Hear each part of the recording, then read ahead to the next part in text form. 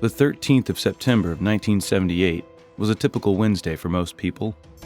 But for Cheryl Bradshaw, the bachelorette on the TV matchmaking show The Dating Game, that day was momentous.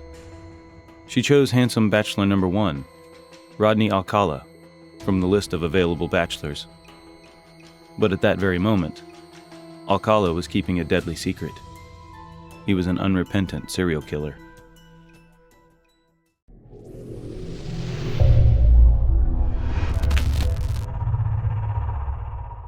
Bradshaw would very probably be known today as one of Alcala's victims if it hadn't been for a healthy jolt of women's intuition.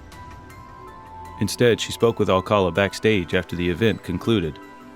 He promised her a memorable date, but Bradshaw had the impression that her dashing potential suitor was a little odd. Bradshaw told the Sydney Telegraph in 2012, "I started to feel unwell. He was behaving in a strange manner. I declined his offer. I have no desire to see him again." Rodney was kind of quiet. Actor Jed Mills, another one of the episode's bachelors, told LA Weekly, "I remember him because I told my brother about this one guy who was kind of good-looking, but kind of creepy. He didn't make eye contact and was usually gazing down." If the popular dating show had done background checks on their bachelors, they would have discovered that this kind of good-looking but kind of creepy guy had already spent 3 years in prison for raping and beating an 8-year-old and a 13-year-old girl, landing him on the FBI's 10 most wanted fugitives list. The background check, on the other hand, may not always be able to reveal an entire tale. Rodney Alcala's case involved at least 4 past homicides that he had yet to be officially tied to. As you can probably imagine, Cheryl Bradshaw's rejection likely only fueled Alcala's fire. The cruel dating game killer claimed to have killed between 50 and 100 individuals before and after this televised appearance.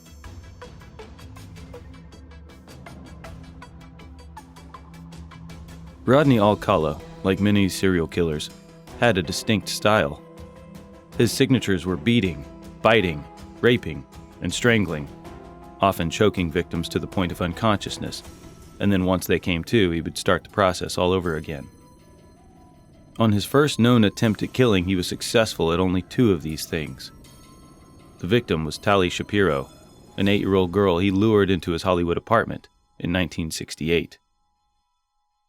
Shapiro barely made it through her rape and assault, her life rescued by a passerby who had reported a possible abduction tip to the authorities. When the cops arrived, Alcala escaped his flat and remained a wanted man for several years. He moved to New York and enrolled in film school at the New York University under the alias John Berger, where he studied under Roman Polanski, ironically. Alcala was finally identified as the offender in the rape and attempted murder of Tali Shapiro after being identified by an FBI poster. In 1971, he was caught but merely sentenced to prison on assault charges. Shapiro's family prevented her from testifying, making a rape conviction impossible. After serving 3 years in prison, he was sentenced to another 2 years. After serving 3 years in prison, he was sentenced to another 2 years for sexually abusing a 13-year-old. Then, authorities regrettably let Alcala travel to New York to visit relatives. Investigators now believe that within 7 days of his arrival there, he killed a college student named Elaine Hover, who was the daughter of a popular Hollywood nightclub owner and goddaughter of both Sammy Davis Jr. and Dean Martin. After all this, Alcala managed to land a position as a typesetter at the Los Angeles Times in 1978, using his true identity, which was now linked to a lengthy criminal record. By day, he worked as a typewriter, but at night, he enticed young women to be part of his professional photographic portfolio, some of whom were never heard from again. Now go back and listen to Alcala tell Bachelorette Bradshaw, "The best time is at night." It's quite chilling. The best time is at night, nighttime. Why do you say that? Because that's the only time. Leanne Leadham, then 17, was lucky enough to walk away uninjured from a photo shoot with Rodney Alcala a year after his dating game appearance.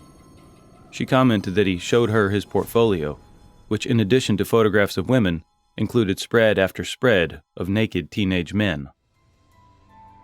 Robin Samsoe, a 12-year-old girl, was the case that finally brought an end to Rodney Alcala's killing spree. On June 20th, 1979, she vanished while on her way to a dance class in Huntington Beach, California. Samsoe's friends said that a stranger approached them on the beach and asked if they'd want to do a photo shoot. They declined, and Samsoe hurriedly left, borrowing a friend's bike to get to ballet on time. Samsoe vanished somewhere between the beach and class. A park ranger discovered her animal-ravaged bones in a forested location near the Sierra Madre foothills near Pasadena, nearly 12 days later. A police sketch artist drew up a composite after questioning Samsoe's friends, and Alcala's previous parole officer recognized the face. The sketch, Alcala's criminal history, and the discovery of Samsoe's earrings in Alcala's Seattle storage locker gave investigators confidence they had caught him. But, starting with the 1980 trial, Samsoe's family would have to travel a long and convoluted path to justice. Alcala was found guilty of first-degree murder by a jury and sentenced to death. The California Supreme Court, however, overturned the verdict, claiming that the jury had been biased on learning of Alcala's previous sex crimes. It took 6 years to put him back on trial. In 1986, a second jury found him guilty and condemned him to death. This one didn't stick either. A Ninth Circuit Court of Appeals panel overturned it in 2001. LA Weekly wrote, in part because the second trial judge did not allow a witness to back up the defense's claim that the park ranger who found Robin Samsoe's animal-ravaged body in the mountains had been previously hypnotized by police investigators. A third trial was held 31 years after the murder, in 2010. The 70s in California were insane as far as treatment of sexual predators, Orange County Senior Deputy District Attorney Matt Murphy told LA Weekly just before the trial. Rodney Alcala is an example of this. It's a total comedy of outrageous stupidity.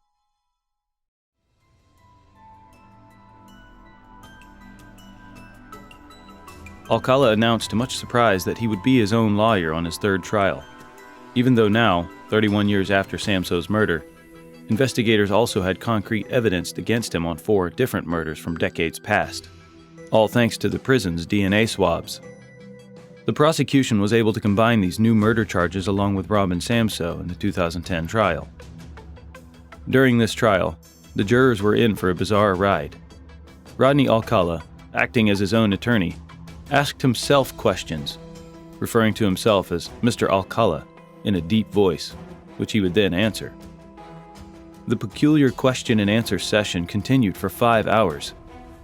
He told the jury that he was at Knott's Berry Farm at the time of Samsoe's murder, played dumb on the other charges, and used an Arlo Guthrie song as part of his closing argument. Rodney Alcala simply stated that he didn't remember killing the other women. The only other witness for the defense, psychologist Richard Rappaport, offered the explanation that Alcala's memory lapse could be equated to his borderline personality disorder. The jury, not surprisingly, found Alcala guilty of the 4 DNA-backed charges and also found him guilty of killing Samsoe. A surprise witness at his sentencing was Tally Shapiro, the girl that Alcala had raped and beaten within an inch of her life 40 years before. Shapiro was there to witness as justice for Robin Samsoe, 12, Jill Barcombe, 18, Georgia Wickstead, 27, Charlotte Lamb, 31, and Jill Parenteau, 21, had been finally achieved. The court handed Alcala the death penalty again, for the 3rd time. Since that trial, investigators have continued to link the dating game killer to many other cold case murders, including 2 which he pled guilty to in New York in 2013. The full extent of his crimes may never be known.